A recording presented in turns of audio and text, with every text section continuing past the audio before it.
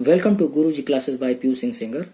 My dear student, आज मैं एक बार फिर से आपके सामने यूपी बोर्ड 11th स्टैंडर्ड की पोएम लेकर प्रस्तुत हुआ हूँ। जैसा कि आप स्क्रीन पर देख भी रहे हैं, पोएम का नाम है द स्कॉलर। स्कॉलर मीन्स विद्वान। इस कविता के द्वारा कवि ने हमें ये बताने का प्रयास किया है कि विद्वान लोग अपनी लाइफ को कैसे व्यतीत करते हैं, यानी वो अपने जीवन में कैसे कार्य करते हैं, किस तरीके से अपना समय बिताते हैं।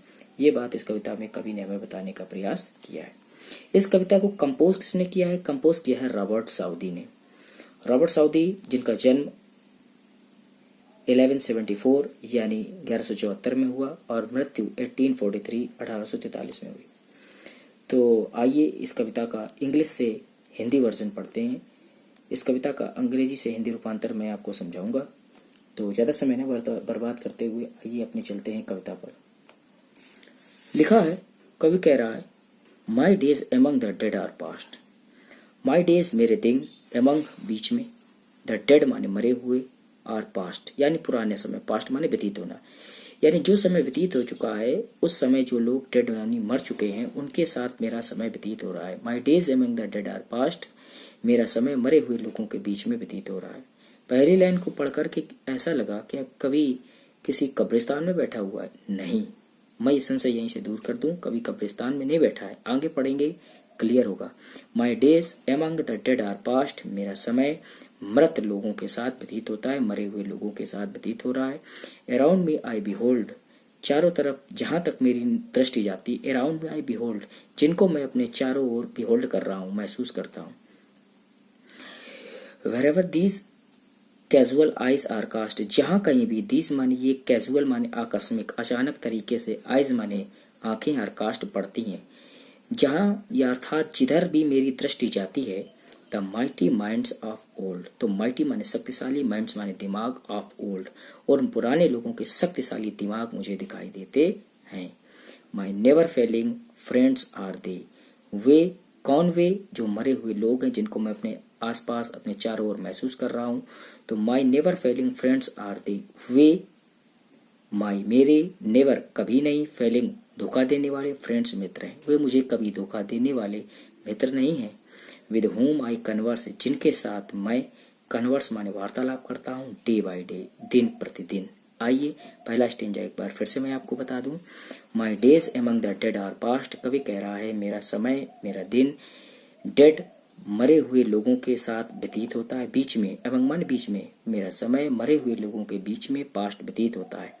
अराउंड मी आई बिहोल्ड, जिनको मैं अपने चारों ओर महसूस करता हूँ। Wherever these casual eyes are cast, जहां कहीं भी मेरी दृष्टि जाती है, the mighty minds of old, मुझे माइटी माने शक्तिशाली, माइंड्स माने दिमाग, ऑफ ओल्ड उन पुराने लोगों के शक्तिशाली दिमाग दिखाई देते हैं। My never failing friends are they, वे मुझे कभी धोखा न देने वाले मेरे मित्र हैं। विद होम, जिनके साथ, आई कन्वर्स डे बाई डे, मैं दिन प्रतिदिन वार्तालाप करता हूँ। अर्थात कवि कहाँ बैठा हुआ है? कवि एक लाइब्रेरी में बैठा हुआ है। तो अगला स्टेंजा क्या है?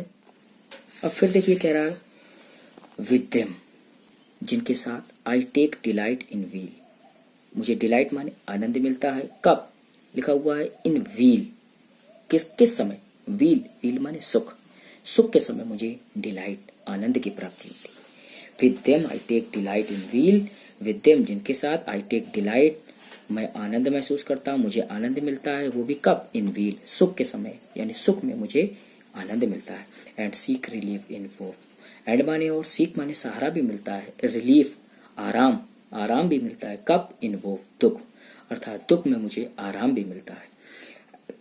एंड व्हाइल आई अंडरस्टूड, और जब भी मैं अंडरस्टूड समझता हूँ, यानी इस बात को समझता हूँ, एंड फील और महसूस करता हूँ, तो मुझे लगता है हाउ मच, कि हाउ मच माने कितना, टू देम उनका, आई ओफ मैं ऋणी हूँ, कर्जदार हूँ। उस समय मुझे ये महसूस होता है कि मैं उनका ऋणी, कितना ज्यादा ऋणी हूँ, कर्जदार हूँ।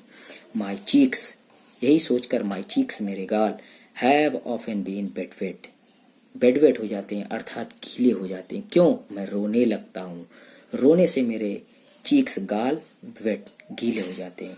With tears of thoughtful gratitude, मेरे ये टीयर्स माने आंसू, थॉटफुल उन विचारशील, ग्रेटिट्यूड कृतज्ञता भरे, यानी जो कृतज्ञता भरे विचार उन्होंने प्रस्तुत किए हैं, उन विचारों से मेरे टीयर्स आंसू आ जाते हैं और आंसू के आने से चीक्स मेरे गाल बिटविट गीले हो जाते हैं, ऑफन प्राय गीले हो जाते हैं।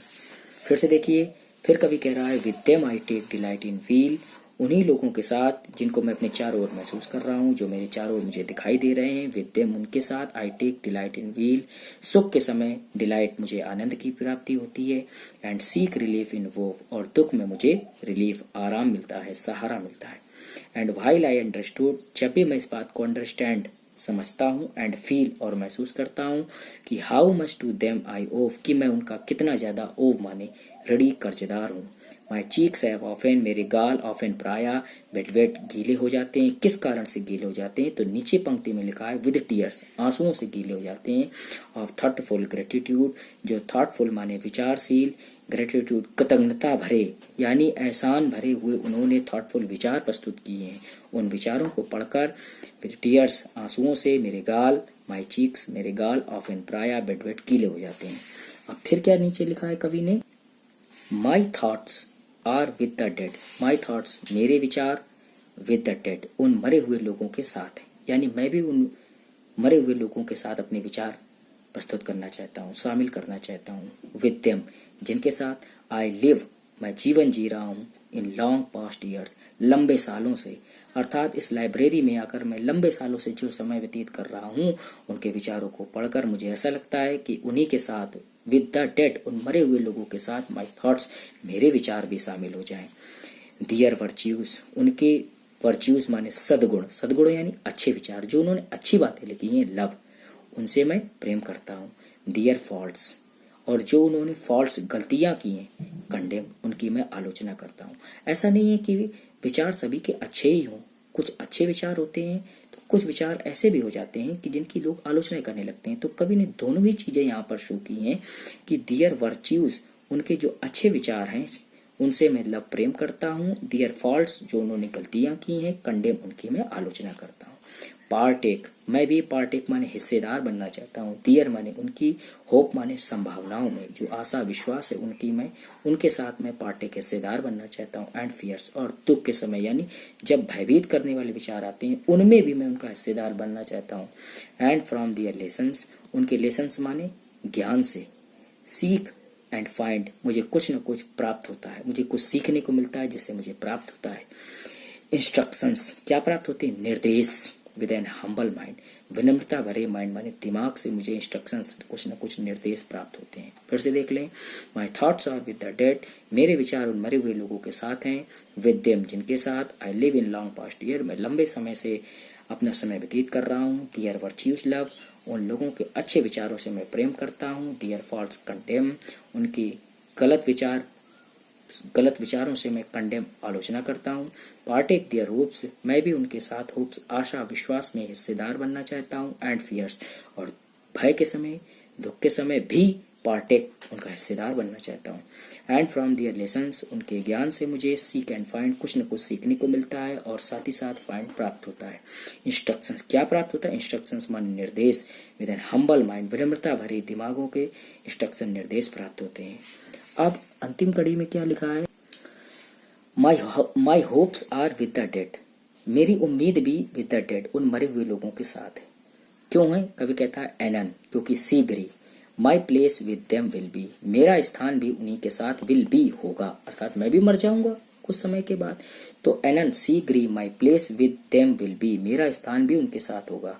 एंड आई विद देम, और फिर उनके साथ मिलकर मैं शैल ट्रेवल ऑन, लंबी यात्रा पर निकल जाएंगे। थ्रू ऑल फ्यूचरिटी, किसकी यात्रा, भविष्य की यात्रा पर निकल जाएंगे। Yet living here a name, और यहाँ केवल एक नाम शेष रह जाएगा। आई ट्रस्ट, मुझे विश्वास है। That will not perish in the dust, जिसे कभी धूल में नहीं मिलाया जाएगा। फिर से देख लें एक बार, लिखा हुआ है my hopes are with the dead, मेरी उम्मीद उन मरे हुए लोगों के साथ है।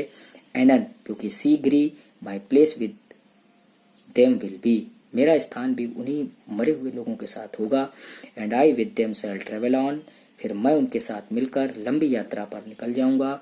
थ्रू ऑल फ्यूचरिटी, भविष्य, फ्यूचरिटी लिखा हुआ, भविष्य की यात्रा पर निकल जाऊंगा। Yet living here a name, और यहाँ केवल मेरा नाम शेष रह जाएगा। आई ट्रस्ट, और मुझे इस बात का ट्रस्ट विश्वास है। और वो पैसा नाम होगा that will not perish in the dust, जिसे कभी धूल में नहीं मिलाया जाएगा। तो ये इस कविता का हिंदी रूपांतर मैंने आपको किया, हिंदी व्याख्या आपको करके बताई। उम्मीद करता हूँ इस कविता की हिंदी व्याख्या आपको समझ में आई होगी। तो या जो भी आपके विचार हों आप कमेंट के माध्यम से मुझे ज़रूर बताएं। और प्लीज़ प्लीज़ प्लीज़ मेरी आपसे रिक्वेस्ट है, Guruji classes by PU Singh Sengar channel को लाइक एंड सब्सक्राइब जरूर करें। तो फिलहाल आज इतना ही, मिलते हैं नेक्स्ट वीडियो पर। तब तक के लिए आप सभी को ढेर सारी शुभकामनाएं।